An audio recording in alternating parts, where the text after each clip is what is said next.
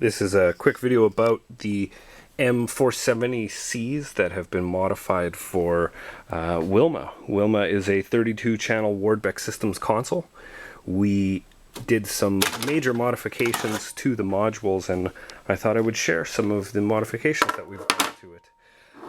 The modules stock had some, well, let's just call them dated op amps. The op amps were from 1970s kind of technology. They were LM201s initially.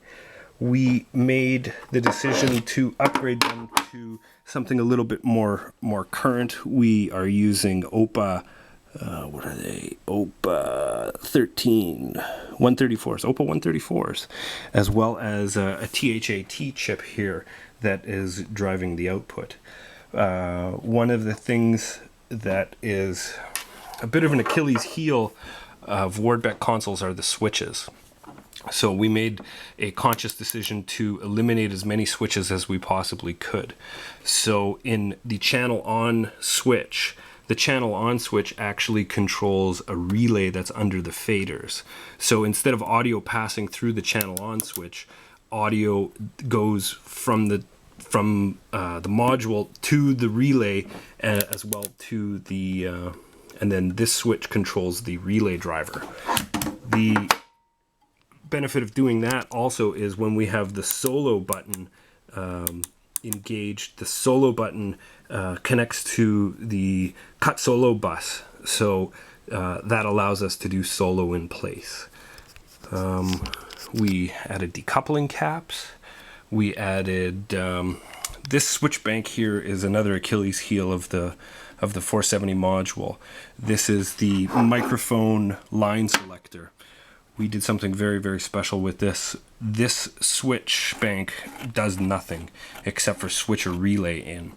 In the bucket of the console, there is a line driver chip, so the line in actually does not hit this module. Line in hits the EQ point. There's a EQ insert send and return on this for an unbalanced equalizer.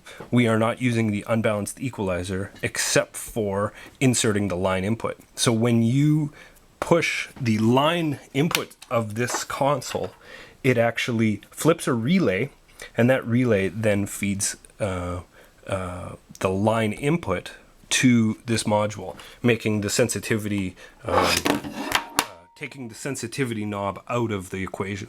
So every time you feed this module, you're actually feeding +4 unity gain all the time.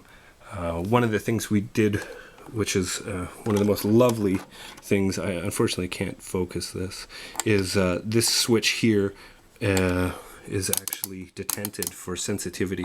So we had one of the most fabulous craftsmen build these little tiny resistor banks to make these Gray Hill switches function.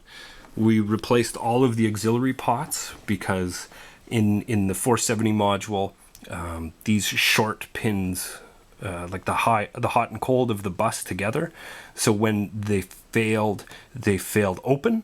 So if there was a scratch or something in the track, the signal was full blast. So we replaced all of those. Well, and take that work and modify it by 32 times, and that's what we accomplished. Another thing I will say about these faders is these faders are Penny and Giles faders. Each one of them was fully refurbished and reconditioned a la specifications of Dale Menken out of the US. He is a fabulous mentor of ours, and we spent a lot of time rebuilding all of these faders, and all of them are in absolute pristine condition. That is a little rundown of the 470 Rs. They were a lot of work, but I know most certainly sonically compared to the original, fabulous difference. It is very much a night and day difference. The best way to describe it is as if somebody put a cheesecloth over top of the tweeters, and then once you go into this module, it is the cheesecloth has come off, and that fidelity just comes back. very, very appropriate slew rate for these chips, and the routing and quality of build of these modules is just absolutely fabulous. I couldn't be happier with these upgrades, and I know you won't be disappointed with them either.